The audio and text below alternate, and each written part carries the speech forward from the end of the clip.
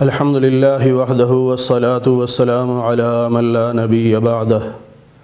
آج انشاءاللہ چھٹے پارے کا خلاصہ بیان ہوگا۔ لا يحب اللہ الجہر بالسوء من القول الا من ظلم۔ اللہ فرماتے ہیں کہ اللہ تعالیٰ بری باتوں کو ظاہر کرنا پسند نہیں کرتے، یعنی کسی کا کوئی عیب ہو اسے ظاہر کیا جائے، اللہ اسے پسند نہیں کرتے، اسے غیبت بھی کہتے ہیں۔ لیکن الا من ظلم، جو شخص مظلوم ہو وہ مظلوم اپنے ظلم کو بتانے کے لیے کہ مجھ پہ یہ ظلم ہوا ہے، اگر وہ ایسی بات کرتا ہے تو اللہ نے اس کو اجازت دی ہے۔ پھر اللہ فرماتے ہیں کہ اگر تم کسی بات کو ظاہر کرو، اچھی بات کو ظاہر کرو یا چھپا لو یا معاف کر دو تو یہ بہت بہتر ہے، کیونکہ اللہ تعالیٰ بھی معاف فرماتے ہیں۔ اللہ فرماتے ہیں کہ جو لوگ اللہ کا انکار کرتے ہیں، اللہ کے رسولوں کا انکار کرتے ہیں، اور وہ یہ چاہتے ہیں کہ رسولوں کے درمیان ہم تفریق کریں، یعنی بعض کو مانیں بعض کو نہ مانیں اور یا کوئی اور درمیانہ راستہ نکالیں، تو اللہ فرماتے ہیں کہ یہ پکے ٹھکے کافر ہیں، ان کے لیے ہم نے ذلت والا عذاب تیار کر رکھا ہے۔ جو ایمان والے ہوتے ہیں، جو اللہ پر ایمان رکھتے ہیں، اللہ کے رسولوں پر ایمان رکھتے ہیں، وہ نبیوں کے درمیان تفریق نہیں کرتے۔ جس طرح ہم امت محمدیہ جو ہے، یعنی ہم مسلمان تمام انبیاء علیہم السلام پر ایمان رکھتے ہیں، ہم کسی ایک بھی نبی کا انکار نہیں کرتے، تو اللہ فرماتے ہیں کہ ایسے لوگوں کو ہم اجر عطا فرمائیں گے۔ پھر نبی پاک صلی اللہ علیہ وسلم سے مشرکین مکہ نے ایک فرمائش کی تھی کہ آپ زبانی ہمیں سنا دیتے ہیں کہ اللہ کی یہ وحی آئی ہے، آپ لکھی ہوئی کتاب لے کے آئیں، جیسے پہلے آسمانی کتابیں لکھی ہوئی انبیاء لائے تھے۔ تو اس پہ اللہ تعالیٰ نے نبی پاک صلی اللہ علیہ وسلم سے فرمایا کہ آپ پریشان نہ ہو، ان لوگوں نے تو موسیٰ علیہ السلام سے اس سے بڑی بڑی فرمائشیں کی تھی، وہ سارے واقعات پہلے پارے میں گزر چکے ہیں، اور یہاں پر ان کو اشارتاً بیان کیا گیا ہے کہ ان لوگوں نے کیا کیا فرمائشیں کی تھی کہ اللہ کو کے سامنے آئے، اللہ سامنے آ کے ہم سے بات کرے، اور بچھڑے کی پوجا کر لی تھی، اللہ نے پھر بھی معاف کر دیا۔ پھر کوہ طور کو ان پر اٹھا لیا گیا، اور اسی طرح ان سے کہا گیا کہ اس شہر میں داخل ہونا ہے تو دروازے سے سجدہ تعظیمی کرتے ہوئے داخل ہونا ہے۔ پھر ان سے یہ بھی کہا گیا تھا کہ ہفتے کے دن مچھلی کا شکار نہیں کرنا۔ لیکن ان سب کے باوجود ان لوگوں نے وعدہ خلافی بھی کی، اللہ کی آیات کا انکار بھی کیا، انبیاء علیہم السلام کو ناحق قتل بھی کیا، اور پھر یوں کہتے تھے کہ ہم پر نبی کی بات کا کوئی اثر نہیں ہوتا، اس لیے کہ ہمارے جو دل ہیں وہ غلاف میں لپٹے ہوئے ہیں۔ اللہ فرماتے ہیں ایسی بات نہیں، بلکہ اللہ نے ان کے دلوں پر مہر لگا دی ہے ان کے کفر کی وجہ سے، اس لیے بہت کم لوگ ایمان لائے۔ پھر انہوں نے جو کفر کیا، اور ایک جملہ انہوں نے حضرت مریم پر بہتان کا باندھا، اور انہوں نے یہ کہا کہ ہم نے عیسیٰ علیہ السلام کو قتل کر دیا جو اللہ کے رسول ہیں۔ تو اس کے جواب میں اللہ فرماتے ہیں وما قتلوہ وما صلبوہ، نہ انہوں نے عیسیٰ علیہ السلام کو قتل کیا ہے، نہ انہیں سولی پہ لٹکایا ہے، ولیکن شبہ لہم، ان کا ایک ہم شکل تھا جس کو انہوں نے قتل کیا اور شور یہ مچا دیا کہ ہم نے عیسیٰ علیہ السلام کو قتل کر دیا۔ پھر اللہ فرماتے ہیں کہ عیسیٰ علیہ السلام کو پکی بات ہے وہ قتل نہیں کر سکے، وما قتلوہ یقیناً، پکی بات، بل رفعہ اللہ الیہ، بلکہ اللہ نے ان کو آسمانوں کی طرف اٹھا لیا ہے۔ اور یہی مسلمانوں کا عقیدہ ہے کہ حضرت عیسیٰ علیہ السلام زندہ ہیں، آسمانوں پہ ہیں، قرب قیامت میں تشریف لائیں گے، جب دجال آئے گا اسے قتل کریں گے، اور پھر آپ دنیا میں تقریباً 45 سال کے قریب رہیں گے، آپ کی شادی بھی ہوگی، آپ کی اولاد بھی ہوگی، اور پھر آپ کا انتقال ہوگا تو مسجد نبوی میں گنبد خضراء کے سائے میں نبی پاک صلی اللہ علیہ وسلم کے ساتھ انہیں دفن کیا جائے گا۔ پھر اللہ فرماتے ہیں کہ جس طرح ہم نے آپ کی طرف وحی بھیجی ہے، اسی طرح ہم نے آپ سے پہلے نوح علیہ السلام اور ان کے بعد جو انبیاء آئے، یعنی ابراہیم، اسماعیل، اسحاق، یعقوب، ان کی اولاد عیسیٰ، ایوب، یونس، ہارون، سلیمان علیہم الصلاۃ والسلام کی طرف بھی ہم نے وحی بھیجی ہے۔ یعنی یہ اعتراض جو کرتے ہیں کہ آپ پر وحی کیسے آ جاتی ہے، تو بھائی جب اللہ نے پہلے انبیاء پر وحی بھیجی ہے تو آپ پر بھی اللہ نے وحی بھیجی ہے، اور داؤد علیہ السلام کو زبور عطا کی۔ پھر اللہ فرماتے ہیں کہ بہت سارے رسول ایسے ہیں جن کے حالات ہم نے آپ کو بتا دیے، اور بہت سارے ایسے ہیں جن کے حالات ہم نے آپ کو نہیں بتائے۔ تو بعض لوگ یہ بھی اعتراض کرتے ہیں کہ آپ کہتے یوں ہیں کہ اللہ نے 1,24,000 انبیاء کو بھیجا، لیکن قرآن و حدیث میں جب ہم نام پڑھتے ہیں تو 26 یا 27 انبیاء کے نام ملتے ہیں، اس سے زیادہ نام تو ملتے نہیں، تو پھر 1,24,000 انبیاء کہاں سے آ گئے؟ تو اس کے جواب سمجھ لیجئے، جب اللہ نے نبی پاک صلی اللہ علیہ وسلم کو تمام انبیاء کے حالات نہیں بتائے تو پھر ہمیں کیسے پتہ چل سکتے ہیں؟ تو اللہ نے یہاں بتا دیا کہ بعض کے حالات بتائے ہیں اور بعض کے حالات ہم نے نہیں بتائے۔ پھر اللہ نے اہل کتاب کو خطاب کر کے فرمایا کہ لا تغلو فی دینکم، دین میں تشدد مت پیدا کرو۔ غلو پیدا کرنا، تشدد پیدا کرنا، یہ نہیں کرنا چاہیے۔ کیا مطلب؟ کہ اللہ کے بارے میں جو بات کہو سچی کہو، جھوٹ مت بولو، اور جھوٹ بول کر اس پہ ڈٹ جانا یہ اللہ کو پسند نہیں۔ مثلاً کہ عیسیٰ علیہ السلام جو اللہ کے رسول ہیں اور خالصتاً اللہ کے حکم سے پیدا ہوئے ہیں، اللہ تعالیٰ نے حضرت مریم کو بغیر شوہر کے بیٹا دیا ہے، تو اس پر اللہ پر ایمان لاؤ، اس کے رسولوں پر ایمان لاؤ، یہ تو ہے دین۔ لیکن ان کے بارے میں یوں کہنا کہ اللہ تین ہے، یہ غلط ہے۔ جس طرح عیسائی لوگ جو ہیں وہ تثلیث کے قائل ہیں کہ وہ تین خدا مانتے ہیں، پھر ان میں آگے چل کے اختلاف آ جاتا ہے کہ تین کون کون سے ہیں۔ ایک پر تو سارے متفق ہیں کہ اللہ رب العزت کہتے ہیں ہمارا خدا ہے، اس کے بعد جو دو وہ مانتے ہیں اس میں ان کا اختلاف ہے۔ بعض کہتے ہیں کہ سیدنا جبرائیل اور حضرت مریم یہ دو خدا اور ہیں، بعض کہتے ہیں کہ نہیں حضرت جبرائیل اور حضرت عیسیٰ یہ دو خدا ہیں، بعض کہتے ہیں کہ نہیں حضرت مریم اور حضرت عیسیٰ یہ خدا ہیں۔ تو بہرحال اللہ یہاں فرما رہے ہیں کہ یہ عقیدہ رکھنا کہ خدا تین ہیں ایسا مت کہو، اس سے باز آ جاؤ، یہی تمہارے حق میں بہتر ہے، اور اپنا عقیدہ صحیح کر لو کہ اللہ کے سوا کوئی معبود نہیں ہے، اور اللہ تعالیٰ اس بات سے پاک ہے کہ اللہ کی اولاد ہو، بلکہ زمین و آسمان کی ہر چیز جب اللہ کی ہے۔ پھر اللہ فرماتے ہیں کہ دیکھو جو فرشتے ہیں وہ بھی اور ہمارے یہ رسول عیسیٰ علیہ السلام بھی یہ اللہ کی عبادت کرنے سے شرماتے نہیں ہیں، نہ تکبر کرتے ہیں اور نہ عبادت میں شرم محسوس کرتے ہیں۔ یعنی عبادت چونکہ عاجزی کا اظہار ہوتا ہے تو ان کے اندر تو تکبر نہیں ہے، یہ تو اللہ کے سامنے عبادت کرتے ہیں، اپنی عاجزی پیش کرتے ہیں۔ پھر اللہ نے قیامت کا نقشہ بھی کھینچا کہ جو ایمان والے ہوں کہ نیک عمل کرنے والے، ہم ان کو پورا پورا بدلہ دیں گے، وَيَزِيدُهُم مِّن فَضْلِهِ، اور اپنے فضل سے مزید انعام بھی عطا کریں گے۔ یہ مزید انعام یہ ہے کہ اللہ تعالیٰ جنتیوں کو جنت میں اپنا دیدار کروائیں گے، اپنی زیارت کروائیں گے۔ یہ جنت کی نعمتوں میں سے ایک اللہ کی طرف سے اضافی نعمت ہے۔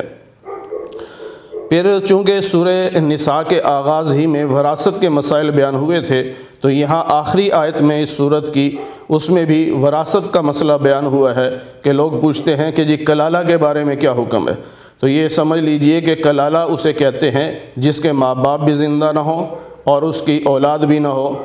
تو اس کو کلالہ کہا جاتا ہے۔ تو اس کے مسائل یہاں پر بیان ہوئے ہیں۔ پھر آگے سورہ مائدہ کا آغاز ہو رہا ہے جس میں اللہ تعالیٰ نے فرمایا کہ ایمان والو اوفوا بالعقود، جو بھی وعدے کرو ان وعدوں کو پورا کیا کرو، چاہے وہ وعدہ اللہ کی مخلوق کے ساتھ ہو، چاہے وہ اللہ کے ساتھ ہو، جس کے ساتھ بھی وعدہ کرو اس وعدے کو پورا کرو۔ پھر اللہ نے بتایا کہ ایمان والو جو اللہ کی نشانیاں ہوتی ہیں،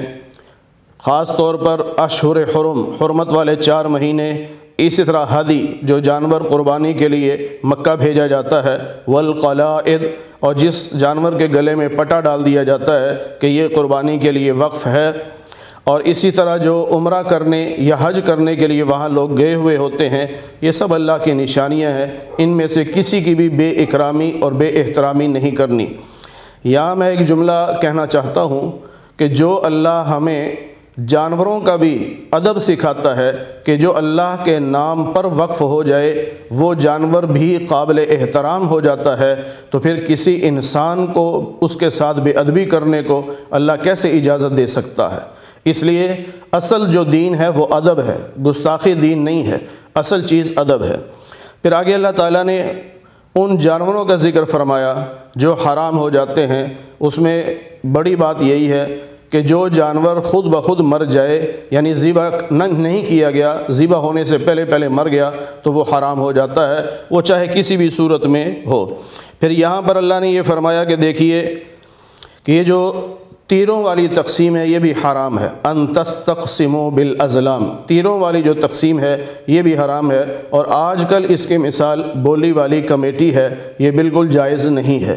اس لیے کہ تیروں والی تقسیم میں مشرکین مکہ یہ کرتے تھے کہ برابر پیسے ڈال کر چند لوگ ایک جانور خرید لیتے، اور جتنے لوگوں نے پیسے ڈالے تھے ان کے برابر حصے بن جاتے۔ مثلا اگر 10 لوگوں نے پیسے ملائے تو 10 لوگوں کے حصے بنا دیے، لیکن اس کے بعد کہتے تھے کہ آؤ تقسیم کرتے ہیں، پھر کہتے تیر لے کے آؤ، وہ ایک ڈبہ رکھا ہوتا تھا، اس ڈبے میں تیر ہوتے تھے، تو وہ تیر لا کر ایک کا نام لیتے، اس کے نام کا تیر نکالتے، اس پہ مثلا لکھا ایک حصہ، کہتے ٹھیک ہے بھئی تمہیں تو ایک حصہ مل گیا، دوسرے کا نام لے کے پھر تیر نکالتے تو وہ خالی ہوتا، کہ تو فارغ ہو گیا تو خالی ہے، چلا جا۔ اب ایک اور کا نام نکلا تو دیکھا لکھا ہے 2 حصے، اس کو 2 حصے مل گئے۔ تو یہ جو تقسیم ہے ظالمانہ تقسیم، کہ جب پیسے برابر دیے ہیں تو ایک کو 2 حصے مل رہے ہیں، ایک کو کچھ بھی نہیں مل رہا، اس کو کہتے ہیں تیروں والی تقسیم۔ اور بولی والی کمیٹی میں بھی یہی ہوتا ہے کہ مثال کے طور پہ طے ہوا تھا کہ 1 لاکھ روپے والی کمیٹی ہوگی اور 10 آدمی ہوں گے اور سب 10-10 ہزار روپیہ دیں گے۔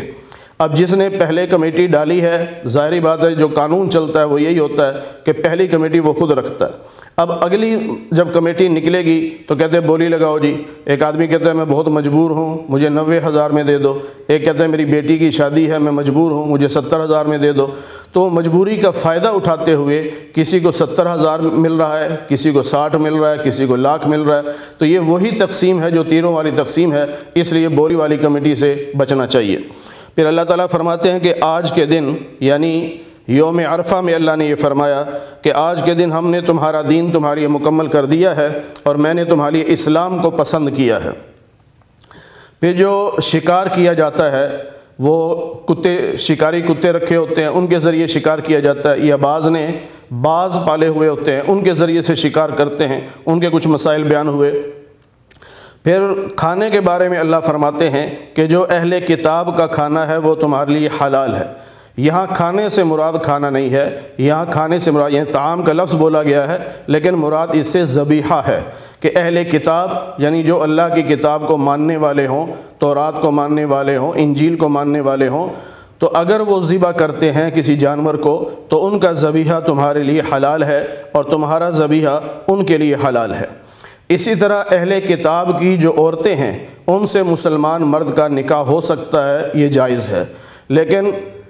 مسلمان عورت کا کسی اہل کتاب مرد سے نکاح نہیں ہو سکتا۔ اب جو مرد بھی کرے گا وہ بامر مجبوری ہے، وگرنہ سیدنا عمر رضی اللہ تعالی عنہ نے باقاعدہ خط لکھا تھا کہ مجھے یہ معلوم ہوا ہے کہ لوگ اہل کتاب عورتوں سے نکاح میں دلچسپی رکھتے ہیں، تو میں انہیں مشورہ دوں گا کہ ایسا نہ کرو۔ کیوں؟ اس لیے کہ جو اولاد پیدا ہوگی وہ اولاد ماں کی گود میں کھیلے گی، اور ماں اگر یہودی ہوگی تو ظاہر اولاد بھی یہودی بنے گی، تو خون مسلمان کا ہے اور پرورش یہودی کی گود میں ہو رہی ہے، تو یہ تو بامر مجبوری ہے کہ اگر کسی نے نکاح کر لیا کسی اہل کتاب عورت سے تو اسے سزا نہیں ملے گی بلکہ اس نکاح کو تسلیم کیا جائے گا۔ پھر یا ایھا الذین آمنوا اذا قمتم الی الصلاۃ، یہاں وضو کے 4 فرض بیان ہو رہے ہیں کہ جب تم نماز کا ارادہ کرو تو اپنے چہرے کو دھو لو، اپنے بازوؤں کو کوہنیوں سمیت یعنی کوہنی خشک نہیں رہنی چاہیے، اور اپنے سر کا مسح کرنا 1/4 سر کا مسح کرنا یہ فرض ہے، اور پورے سر کا مسح کرنا یہ سنت ہے، اور دونوں پاؤں کو ٹخنوں سمیت دھونا، یہ 4 فرض ہیں وضو کے۔ پھر پہلے بھی 4 پارے میں 5ویں پارے میں تفصیل کچھ گزر چکی ہے کہ اگر پانی نہ مل رہا ہو یا پانی استعمال نہ کر سکتے ہوں تو پھر تیمم کر لیں۔ پھر تیمم کا طریقہ پہلے بھی گزر چکا، یہاں پہ بھی بیان کر دیا۔ پھر اللہ فرماتے ہیں کہ ایمان والو، ہم نے تم پر جو نعمتیں کی ہیں ان نعمتوں کو یاد کرو، خاص طور پر صلح حدیبیہ کے موقع پر کافر مسلمانوں کو قتل کرنا چاہتے تھے تو اللہ نے فرمایا کہ انہوں نے ارادہ کر لیا تھا کہ وہ تم پہ حملہ کریں، لیکن فکف ایدیہم عنکم، ان کے ہاتھوں کو تم سے اللہ نے روکا ہے، لہٰذا اللہ سے ڈرا کرو اور اللہ کی ذات پر بھروسہ کیا کرو۔ اللہ فرماتے ہیں کہ ہم نے بنی اسرائیل سے وعدہ لیا تھا اور ان میں 12 سردار بنائے تھے، 12 قبیلے تھے، ہر قبیلے کا ایک سردار تھا، اور اللہ فرماتے ہیں کہ میں نے ان سے کہا تھا کہ میں تمہارے ساتھ ہوں، اگر تم نماز کی پابندی کرو گے، زکوٰۃ ادا کرو گے، میرے رسولوں پر ایمان لاؤ گے اور میرے رسولوں کی مدد کرو گے، اللہ کے نام پہ خرچ کرو گے تو اللہ تمہارے ساتھ ہوگا اور اللہ تعالیٰ تمہارے گناہوں کو معاف کرے گا اور تمہیں جنت میں داخل کرے گا۔ لیکن یہودیوں نے بھی وعدہ خلافی کی اور ان کے دل سخت ہو گئے اور اصل بات کو وہ اس کی اصل جگہ سے پھیر دیتے تھے، جس کی تفصیل ہم 5ویں پارے میں پڑھ چکے ہیں کہ لفظ بولتے تھے کچھ اور مطلب اس سے کچھ اور لیتے تھے۔ تو اللہ فرماتے ہیں کہ ہمیشہ ہمیشہ کے لیے ان کے دل میں یہ بات ڈال دی ہے کہ یہ خیانت کرتے رہیں گے، بہت کم لوگ ہوں گے جو خیانت نہیں کریں گے۔ اور اسی طرح عیسائیوں سے بھی وعدہ لیا گیا تھا، لیکن انہوں نے بھی وعدہ خلافی کر دی، تو پھر ہم نے ان پر یہ سزا مسلط کی کہ ان کے درمیان ہم نے دشمنی اور بغض ڈال دیا۔ بظاہر نظر یوں آئیں گے کہ یہ سارے ایک ہیں، لیکن یہ ایک نہیں ہوتے، آپس میں ان کے اندر دشمنیاں بہت زیادہ ہوتی ہیں۔ پھر اللہ تعالیٰ نے فرمایا کہ اے اہل کتاب، تمہارے پاس میرا رسول آیا ہے جو تمہاری بہت ساری ایسی باتیں جنہیں تم نے چھپایا تھا ان کو ظاہر کیا ہے، اور اللہ تعالیٰ اسی قرآن کریم کے ذریعے سے ہدایت دیتا ہے اس شخص کو جو اتباع کرتا ہے، اللہ کی رضا چاہتا ہے اور سیدھے راستے پر چلنا چاہتا ہے، اللہ تعالیٰ اسے اندھیروں سے نکال کر روشنی میں لاتا ہے اور صراط مستقیم کی رہنمائی کرتا ہے۔ اللہ فرماتے ہیں جو شخص یہ عقیدہ رکھے کہ عیسیٰ بن مریم یہ خدا ہیں تو وہ آدمی کافر ہے۔ لقد کفر، اللہ نے باقاعدہ کفر کا لفظ استعمال کیا کہ وہ شخص کافر ہے کہ جو عیسیٰ علیہ السلام کو خدا سمجھتا ہے۔ پھر اللہ نے نبی علیہ السلام سے فرمایا کہ ان سے پوچھئے کہ اگر اللہ تعالیٰ عیسیٰ علیہ السلام کو ہلاک کرنا چاہے، ان کی ماں کو ہلاک کرنا چاہے اور تمام زمین کی مخلوق کو ہلاک کرنا چاہے تو کوئی ہے جو بچا سکتا ہے؟ کوئی بھی نہیں بچا سکتا۔ پھر فرمایا کہ یہودی اور عیسائی یوں کہا کرتے تھے کہ نحن ابناء اللہ و احباؤ، ہم اللہ کے بیٹے ہیں، ہم اللہ کے محبوب ہیں۔ تو آپ ان سے پوچھئے کہ اگر تم اللہ کے بیٹے ہو یا اللہ کے محبوب ہو تو اللہ تمہارے گناہوں کی وجہ سے تمہیں عذاب کیوں دے گا؟ اور فرمایا کہ اہل کتاب اس بات کو سمجھ لو کہ تمہارے پاس ہمارے رسول یعنی محمد رسول اللہ صلی اللہ علیہ وسلم تشریف لائے ہیں،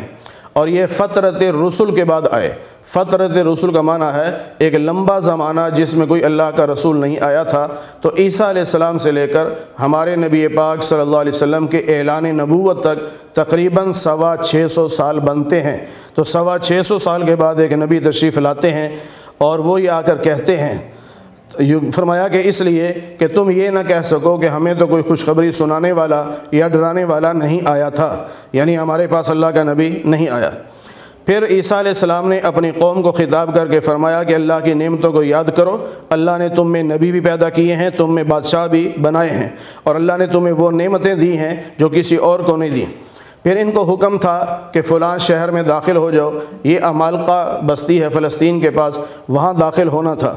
لیکن ان لوگوں نے انکار کر دیا کہ وہ بہت طاقتور ہیں، ہم وہاں نہیں جائیں گے۔ تو انہوں نے یہ کہا کہ جب وہ لوگ خالی کر دیں گے شہر کو پھر ہم داخل ہوں گے۔ تو موسیٰ علیہ السلام نے 12 آدمیوں کو یعنی ہر قبیلے کے ایک سردار کو بھیجا اور ان سے فرمایا کہ جا کے حالات کا جائزہ لو اور قوم کو نہ بتانا حالات، پہلے مجھے بتانا تاکہ میں پھر مناسب طریقے سے ان کو آگاہ کر سکوں۔ وہ 12 سردار جب گئے تو ان کے ایک آدمی نے 12 کے 12 لوگوں کو گرفتار کر لیا، لیکن پھر بادشاہ کے کہنے پہ چھوڑ دیا۔ اب ان میں سے صرف 2 تھے جنہوں نے اپنی قوم کو کچھ نہیں بتایا، بلکہ انہوں نے یہ کہا کہ اللہ کا وعدہ ہے تم دروازے تک پہنچو فتح تمہاری ہوگی۔ باقی 10 نے جا کے اپنی قوم کو ڈرا دیا کہ وہ تو بہت طاقتور لوگ ہیں، ہم ان سے نہیں لڑ سکتے۔ اس پر ان لوگوں نے پھر یوں کہا، اے موسیٰ جب تک یہ لوگ اپنے شہر میں موجود ہیں ہم نہیں لڑیں گے، ہاں آپ اور آپ کا خدا جا کے لڑو، ہم تو یہاں بیٹھے ہیں۔ جب انہوں نے یہ گستاخی کی کہ آپ اور آپ کا خدا جا کے لڑو، اللہ نے پھر ان کو سزا دی۔ وہ سزا یہ تھی کہ 40 سال تک ایک میدان میں جس کو میدان تی کہتے ہیں اس میں وہ رہے، 40 سال اسی میں گھومتے رہے، وہاں سے نکل نہیں سکے۔ پھر اگلے رکوع میں اللہ تعالیٰ نے نبی علیہ السلام سے فرمایا کہ ان لوگوں کو آدم علیہ السلام کے 2 بیٹوں کا واقعہ سنا دیجئے۔ 2 بیٹے حابیل اور قابیل، یہ دونوں بھائی تھے، اور آدم علیہ السلام کے ہاں ترتیب یہ تھی کہ ایک حمل سے ایک بیٹا پیدا ہوتا اور ایک بیٹی پیدا ہوتی، پھر دوسرا حمل ہوتا، اس سے بھی ایک بیٹا اور ایک بیٹی پیدا ہوتی۔ اب کوئی اور تو اولاد تھی نہیں، کوئی اور انسان تھے نہیں، تو ان کے نکاح کے لیے اللہ نے یہ شریعت بنا دی تھی کہ ایک حمل کا لڑکا دوسرے حمل کی لڑکی کے ساتھ نکاح کرے گا۔ اب جو حابیل کے ساتھ لڑکی پیدا ہوئی تھی وہ ذرا کم خوبصورت تھی، اور قابیل کے ساتھ جو پیدا ہوئی تھی وہ زیادہ خوبصورت تھی۔ تو قابیل نے انکار کر دیا کہ میں حابیل کے ساتھ پیدا ہونے والی لڑکی سے نکاح نہیں کروں گا، بلکہ جو میرے ساتھ پیدا ہوئی میں تو اسی سے نکاح کروں گا۔ اس پر پھر دونوں نے فیصلہ کیا کہ چلو قربانی دیتے ہیں، جس کی قربانی قبول ہو گئی سمجھ لو اس کے حق میں فیصلہ ہو گیا۔ اب جو قابیل تھا اس نے تھوڑی سی گندم لی، اور وہ بھی کوئی زیادہ اچھی نہیں تھی، تو وہ جا کے میدان میں رکھی، آسمان سے آگ آئی، لیکن اس آگ نے اس کو جلایا نہیں۔ یہ نشانی اس بات کی تھی کہ اس کی قربانی قبول نہیں ہوئی۔ حابیل نے ایک مینڈا ذبح کر کے رکھا، آگ آئی، اس نے جلا دیا، تو اس کی قربانی قبول ہو گئی۔ اب قابیل کو اس پہ پھر غصہ آیا کہ جی میری قربانی کیوں نہیں قبول ہوئی؟ تو حابیل نے کہا بھی قبول کرنے والی تو اللہ کی ذات ہے، میں تو کچھ نہیں کر سکتا، لیکن قابیل نے دھمکی دی کہ میں تمہیں قتل کروں گا۔ بہرحال اس نے پھر قتل کر دیا۔ اب قتل کرنے کے بعد پریشان ہوا کہ میں اس کی لاش کو کیا کروں۔ اب وہ اس غور و فکر میں تھا، پریشانی کے عالم میں تھا کہ اللہ تعالیٰ نے ایک کوے کو بھیجا، اس کوے نے آ کے ایک چھوٹا سا گڑھا بنایا۔ اب یہ بڑے غور سے دیکھ رہا تھا کہ کیا ہو رہا ہے۔ تھوڑی دیر کے بعد کوا گیا، ایک اور کوے کو جو مرا ہوا تھا اسے گھسیٹ کے لایا اور اس گڑھے کے اندر ڈال کے اوپر مٹی ڈال دی۔ اس پر قابیل کہنے لگا ہے افسوس کہ میں ایک کوے جتنی بھی عقل نہیں رکھتا۔ بہرحال اس کے بعد اس نے اپنے بھائی کی میت کو قبر میں رکھ دیا، لیکن پھر پچھتانے لگا۔ اب پچھتانے کا فائدہ نہیں تھا۔ اللہ فرماتے ہیں اسی وجہ سے ہم نے تورات میں یہ بات لکھ دی تھی کہ جو ایک انسان کی زندگی بچائے گا وہ ایسے ہے گویا پوری انسانیت کی زندگی بچائی، اور جو ایک انسان کو قتل کرے گا وہ ایسے ہے جیسے اس نے تمام انسانیت کو قتل کر دیا۔ پھر اللہ تعالیٰ نے بغاوت کی اور ڈکیتی کی سزا کو بیان کیا ہے کہ اگر کچھ لوگ گروپ بنا کر کسی جگہ ڈکیتی کرنے جاتے ہیں، اگر وہ کسی کو قتل کر دیتے ہیں اور مال نہیں لوٹ سکے تو جواب میں ان کو قتل کیا جائے گا، اور اگر قتل نہیں کر سکے صرف مال لوٹا ہے تو پھر ان کے ہاتھ اور پاؤں کو مخالف سمت سے کاٹا جائے گا، اور اگر انہوں نے قتل بھی کیا ہے اور مال بھی لوٹا ہے تو ان سب کو پھر سولی پر لٹکایا جائے گا، یعنی سب کے سامنے سزائے موت دی جائے گی۔ اور اگر ابھی ارادہ ہی کیا تھا اور پکڑے گئے تو پھر ان کو جیل میں ڈال دیا جائے گا، لیکن اگر یہ خود گرفتاری دے دیتے ہیں تو پھر اللہ فرماتے ہیں کہ اب ان کو سزا نہیں ملے گی۔ پھر آگے اللہ تعالیٰ نے چوری کی سزا بھی بیان فرمائی کہ چوری کرنے والا چاہے مرد ہو یا عورت، ان کا ہاتھ کاٹا جائے گا۔ اب یہاں یہ بات بھی ہمارے ذہن میں رہنی چاہیے کہ ہمارے ہاں لوگ صرف تھوڑی سی بات سنتے ہیں اور بھڑک اٹھتے ہیں کہ لو جی اگر چوری پر ہاتھ کاٹنے لگیں، جیسے ہمارے ملک میں ایک وزیر نے یہ بیان دے دیا تھا کہ اگر ہم چوری پر ہاتھ کاٹنے لگیں تو سارا ملک ہی ہمارا ٹنڈا ہو جائے۔ بھئی اس کا یہ مطلب تھوڑی ہے کہ سارے چور ہیں۔ اور پھر دوسری بات یہ ہے کہ ہر چیز کی چوری پر ہاتھ نہیں کٹتا، کم از کم 10 درہم مالیت کی کوئی چیز ہو، ایک تو یہ شرط ہے، اور دوسرا وہ چیز تالے میں محفوظ ہو اور اس نے چرائی ہو۔ اگر وہ محفوظ نہیں تھی، جس طرح کہ باہر کسی نے موٹر سائیکل کھڑا کر دیا اور لاک بھی نہیں لگایا اور وہ آ گیا اور کوئی چور لے گیا، اب وہ پکڑا گیا تو اس کا ہاتھ نہیں کٹے گا۔ کیوں؟ غلطی اس کی ہے کہ اس نے اپنی چیز کی حفاظت کیوں نہیں کی، اس کو تالا کیوں نہیں لگایا۔ پھر ایسی چیز چوری کی ہو جس میں اس کا بھی حصہ بنتا ہو، مثلا اپنے والدین کی کوئی چیز چوری کی، ظاہر وراثت میں اس کا حصہ تو بنتا ہے، یا کوئی سرکاری چیز اس نے چوری کی تو اس میں اس کا بھی حصہ بنتا ہے، 22 کروڑ عوام کا حصہ ہے، تو ایسی صورت میں ہاتھ نہیں کٹتا، کوئی اور سزا ملتی ہے۔ اور ایک شرط یہ ہوتی ہے کہ کوئی چیز اگر آپ نے استعمال کی اجازت دی ہوئی ہے اور پھر وہ چوری کر گیا، مثلا موٹر سائیکل آپ نے اجازت دی ہوئی ہے جب ضرورت ہو لے جایا کرو، اب وہ لے جاتا رہا، ایک دن وہ بدیانت ہو گیا اور لے گیا، واپس نہیں لایا،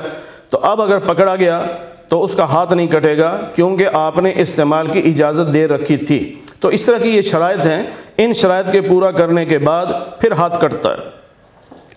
پھر اللہ تعالیٰ نے ارشاد فرمایا کہ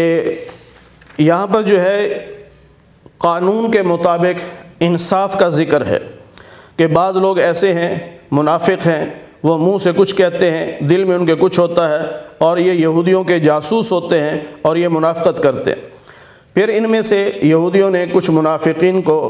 اس کام کے لیے رکھا ہوا تھا کہ کوئی ایسا مسئلہ پیش آ گیا تو جاؤ اللہ کے نبی کے پاس، ان سے پوچھو، اگر تو ہمارے حق میں وہ فیصلہ کریں گے تو ہم مقدمہ لے کے جائیں گے، اگر ہمارے حق میں فیصلہ نہیں کریں گے تو ہم ان کے پاس مقدمہ لے کے نہیں جائیں گے۔ تو اللہ فرماتے ہیں یہ تو جاسوس ہیں، منافق ہیں، اور یہ تو رشوت خور لوگ ہیں، تو یہ جاسوسی کے لیے آتے ہیں اور جھوٹ بولتے ہیں۔ نبی علیہ السلام سے اللہ نے فرمایا اگر آپ چاہیں تو فیصلہ کریں، نہ چاہیں تو ان کے درمیان فیصلہ نہ کریں، آپ کا یہ کچھ نہیں بگاڑ سکتے، لیکن اگر فیصلہ کریں گے تو حکم یہی ہے کہ انصاف کے ساتھ آپ نے فیصلہ کرنا ہے۔ یہ مشہور واقعات ہیں، آپ نے پڑھے بھی ہوں گے، سنے بھی ہوں گے، تو اس لیے اس کی تفصیل میں جانے کی ضرورت نہیں۔ پھر اللہ فرماتے ہیں کہ دیکھو جو لوگ اللہ کے نازل کردہ قوانین کے مطابق فیصلہ نہیں کرتے وہ کافر ہیں، ظالم ہیں، فاسق ہیں۔ 3 لفظ استعمال کیے گئے۔ اگر تو وہ ان قوانین کو مانتا ہی نہیں تو وہ کافر ہو جائے گا، مانتا ہے لیکن رشوت لے کر اس نے غلط فیصلہ کیا تو یہ ظالم ہے، مانتا بھی ہے اور کوئی دباؤ بھی خاص نہیں، بس ویسے ہی اس نے غلط فیصلہ کیا تو پھر یہ ظالم ہے۔ اور اللہ فرماتے ہیں کہ ہم نے ان کی کتاب میں یہ بات لکھ دی تھی کہ انصاف پورا ہوگا، یعنی جان کے بدلے جان، اور آنکھ کے بدلے آنکھ، ناک کے بدلے ناک، کان کے بدلے کان، دانت کے بدلے دانت، یعنی جس طرح کا کسی نے کوئی زخم لگایا ہوگا اسی طرح کا اسے بھی زخم لگایا جائے گا۔ پھر اللہ تعالیٰ نے قرآن کریم کے بارے میں فرمایا کہ یہ کتاب ایسی ہے کہ جو پہلی کتابوں کی محافظ ہے، وَمُهَيْمِنًا عَلَيْهِ، اس نے باقی کتابوں کی حفاظت کی۔ وہ کیسے؟ اگر قرآن کریم میں تورات، زبور اور انجیل کا ذکر نہ آتا تو ہمیں کیسے پتہ چلتا کہ یہ اللہ کی کتابیں ہیں؟ تو ان تمام باتوں میں اللہ تعالیٰ نے نبی پاک صلی اللہ علیہ وسلم کو بھی یہ حکم دیا کہ جب بھی آپ فیصلہ کریں اللہ کے قانون کے مطابق کریں، لوگوں کی خواہشات کے مطابق فیصلہ نہ کریں، اور لوگوں کے پیچھے چلنے کی ضرورت بھی نہیں ہے۔ 12ویں رکوع میں اللہ تعالیٰ حکم دیتے ہیں کہ ایمان والو یہودیوں اور عیسائیوں کو اپنا دوست مت بناؤ۔ دوست مت بنانے کا مطلب یہ ہے کہ ان سے دلی تعلق، دلی محبت، جگری یاری مت لگاؤ کہ جس سے تم اپنے راز یا اپنے دین کے راز یا اپنے ملک کے راز ان کو بتاؤ، ایسی دوستی نہیں لگانی۔ اس کے علاوہ ان کے ساتھ کاروبار کیا جا سکتا ہے، ان سے ہمدردی کی جا سکتی ہے، ان کے شر سے بچنے کے لیے بھی دوستی لگائی جا سکتی۔ اللہ فرماتے ہیں کہ ایمان والو اگر تم اپنے دین سے پھر گئے تو تم اللہ کا کچھ نقصان نہیں کرو گے، اللہ تمہاری بجائے ایک ایسی قوم کو کھڑا کر دے گا کہ جو اللہ سے محبت کرتے ہوں گے، اللہ ان سے محبت کرتا ہوگا۔ مومنوں کے بارے میں وہ بڑے نرم ہوں گے اور کافروں کے بارے میں وہ بڑے سخت ہوں گے، اللہ کے راستے میں جہاد کرتے ہوں گے اور لوگوں کی ملامت کی انہیں کوئی فکر نہیں ہوگی۔ اللہ فرماتے ہیں کہ تمہارا دوست اللہ ہے، اللہ کا رسول ہے اور ایمان والے ہیں، اور ایمان والے بھی وہ جو نماز کی پابندی کرتے ہوں، زکوٰۃ ادا کرتے ہوں، وہم راکعون، اور باجماعت نماز پڑھتے ہوں یا عاجزی کرتے ہوں۔ اور ایک واقعہ یہاں یہ بھی ہے کہ حضرت علی رضی اللہ تعالی عنہ نماز پڑھ رہے تھے اور فقیر آیا مانگنے کے لیے کہ تو آپ کے پاس ایک انگوٹھی تھی چاندی کی، آپ حالت رکوع میں تھے تو اسی حالت میں آپ نے وہ انگوٹھی اتار کر اس مانگنے والے کی طرف پھینک دی، یعنی اتنا بھی انتظار نہیں کیا کہ میں نماز مکمل کر لوں، بلکہ آواز سنتے ہی اللہ کے نام پہ خرچ کر دیا۔ تو اللہ فرماتے ہیں کہ ایسے لوگوں سے دوستی لگاؤ جو سخی ہوں۔ پھر فرمایا جو اللہ سے دوستی کرے گا، اللہ کے رسول سے کرے گا، ایمان والوں سے کرے گا، تو سن لو یہ ایک جماعت ہے اور یہی جماعت غالب آئے گی۔ اللہ فرماتے ہیں کہ ایمان والوں جو تمہارے دین کا مذاق اڑائیں، چاہے وہ اہل کتاب ہوں چاہے مشرک ہوں، ان سے دوستی نہیں کرنی، اور خاص طور پر جو تمہاری اذان کا مذاق اڑائیں ان سے دوستی نہیں کرنی۔ پھر نبی علیہ السلام سے اللہ نے فرمایا کہ ان سے کہیے کہ میں تمہیں بتاؤں کہ برا آدمی کون ہے؟ فرمایا کہ اللہ کی نظر میں برا آدمی وہ ہے من لعنہ اللہ، جس پہ اللہ کی لعنت ہوئی، جس سے اللہ ناراض ہے، اور جن کو اللہ نے بندر اور خنزیر کی شکل میں تبدیل کر دیا تھا، جنہوں نے بت کو سجدہ کیا تھا، یہ لوگ ہیں برے۔ اور جب یہ آپ کے پاس آئے تو کہتے ہیں آمنا، ہم ایمان والے ہیں، اور جب یہ کافروں کے پاس گئے تو کہتے ہیں جی ہم ان کے ساتھ ہیں۔ تو اللہ فرماتے ہیں کہ یہ منافق لوگ ہیں اور جو کچھ یہ چھپاتے ہیں اللہ کو سب معلوم ہے۔ ایک موقع ایسا بھی آیا کہ یہودیوں کے حالات خراب ہو گئے، معاشی حالات۔ اس کی وجہ یہ تھی کہ یہودی بددیانتی کرتے تھے، 2 نمبری کرتے تھے کاروبار میں۔ تو صحابہ کرام جب کاروبار میں ان ہوئے تو صحابہ کرام نے ایمانداری کے ساتھ کاروبار کیا۔ تو اب لوگ جب مدینہ منورہ میں خرید و فروخت کے لیے آتے تو وہ صحابہ سے خریدتے تھے، ان یہودیوں سے نہیں خریدتے تھے۔ تو ظاہر ہے ان کے کاروباری حالات خراب ہوئے، تو انہوں نے بجائے اس کے کہ اپنی غلطی کو محسوس کرتے اور اپنی غلطی کو دور کرتے، الٹا اللہ پر الزام لگا دیا، کہنے لگے ید اللہ مغلولہ، اللہ کا ہاتھ تنگ ہو گیا ہے کہ اب اللہ کے پاس ہمارے لیے پیسے نہیں۔ اللہ نے فرمایا غلت ایدیہم، ہاتھ ان کے تنگ ہوئے ہیں، اور اس جملے کی وجہ سے اللہ کی ان پر لعنت ہے۔ اللہ کے تو ہاتھ کھلے ہوئے ہیں، سارے خزانے اللہ کے پاس ہیں، اللہ جب چاہے جس کو چاہے جتنا چاہے عطا کر سکتا ہے۔ اللہ نے نبی علیہ الصلاۃ والسلام سے فرمایا کہ جو بات آپ تک پہنچی ہے اس کی آپ نے آگے تبلیغ کرنی ہے، اگر آپ نے تبلیغ آگے نہ کی تو پھر آپ نے رسالت کا حق ادا نہیں کیا۔ اور رہی بات کہ لوگ آپ کے دشمن ہیں تو واللہ یعصمک من الناس، اللہ آپ کو لوگوں سے بچائے گا۔ اس آیت کے اترنے سے پہلے نبی پاک صلی اللہ علیہ وسلم کے ساتھ صحابہ بطور گن مین باڈی گارڈ چلا کرتے تھے، تلواریں ہاتھ میں ہوتی تھیں، آپ کے ساتھ ساتھ ہوتے تھے تاکہ کوئی آپ کو نقصان نہ پہنچائے۔ لیکن جب یہ آیت نازل ہوئی تو نبی پاک صلی اللہ علیہ وسلم نے فرمایا اب تم گھروں میں چلے جاؤ، اس لیے کہ میری حفاظت کی ذمہ داری اللہ تعالیٰ نے لے لی ہے۔ پھر فرمایا کہ یہ جو اہل کتاب ہیں یہ کسی مذہب پر نہیں ہو سکتے جب تک یہ اپنی کتاب پر عمل نہ کریں، یعنی اگر یہ تورات اور انجیل پر عمل کریں گے اور قرآن مجید پر عمل کریں گے تو پھر تو کوئی دین ہے، اور اگر نہیں تو پھر کوئی دین نہیں ہے ان کا، اور اگر ایسے کافر مر جائیں تو ان پہ افسوس نہیں کرنا۔ پھر اللہ تعالیٰ فرماتے ہیں کہ بنی اسرائیل سے ہم نے وعدہ لیا تھا کہ رسول تمہارے پاس آئیں گے تم ان پر ایمان لاؤ گے۔ جب بھی ان کے پاس کوئی رسول آیا اور ان کے مزاج کے خلاف اس نے کوئی مسئلہ بیان کیا تو انہوں نے ان رسولوں کا یا تو انکار کر دیا اور یا ان رسولوں کو قتل کر دیا۔ پھر اللہ فرماتے ہیں کہ جو یہ کہتا ہے کہ عیسیٰ بن مریم خدا ہیں وہ کافر ہے، کیونکہ عیسیٰ علیہ السلام نے تو بنی اسرائیل سے یوں کہا تھا اعبدوا اللہ ربی وربکم، اللہ کی عبادت کرو جو میرا بھی رب ہے اور تمہارا بھی رب ہے، اور جو اللہ کے ساتھ شرک کرتا ہے اللہ نے اس پر جنت حرام کر دی ہے، اس کا ٹھکانہ جہنم ہے۔ پھر اللہ فرماتے ہیں کہ وہ لوگ بھی کافر ہیں جو کہتے ہیں کہ خدا 3 ہیں، یعنی 3 میں سے تیسرا اللہ ہے تو 3 خدا ہے۔ اللہ فرماتے ہیں یہ بھی کافر ہے، اللہ صرف ایک ہے، اگر تم اس بات سے باز نہیں آؤ گے تو پھر اللہ کا تم پر عذاب آئے گا۔ فرمایا عیسیٰ علیہ السلام جو ہیں یہ اللہ کے رسول ہیں، یہ خدا نہیں ہے، نہ خدا کے بیٹے ہیں۔ پہلے بھی رسول آئے ہیں، اپنے اپنے وقتوں پہ آئے اور چلے گئے۔ اور رہی ان کی والدہ کی بات تو وہ امہ صدیقہ، آپ کی والدہ حضرت مریم اللہ کی ولیہ ہیں، یعنی وہ نبی بھی نہیں ہیں خدا بھی نہیں ہیں۔ کانا یاکلان الطعام، دیکھو حضرت عیسیٰ علیہ السلام بھی کھانا کھاتے تھے اور حضرت مریم بھی کھانا کھاتی تھی، تو جو کھانا کھاتے ہیں وہ خدا تو نہیں ہوا کرتے نا، ان کو تو بھوک لگتی ہے، تو خدا کو تو بھوک نہیں لگتی، اور خدا جسم سے پاک ہے، اعضائے جسم سے پاک ہے، لوازم جسم سے اللہ پاک ہے۔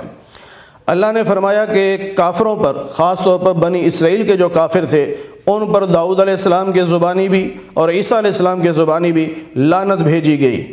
اور فرمایا کہ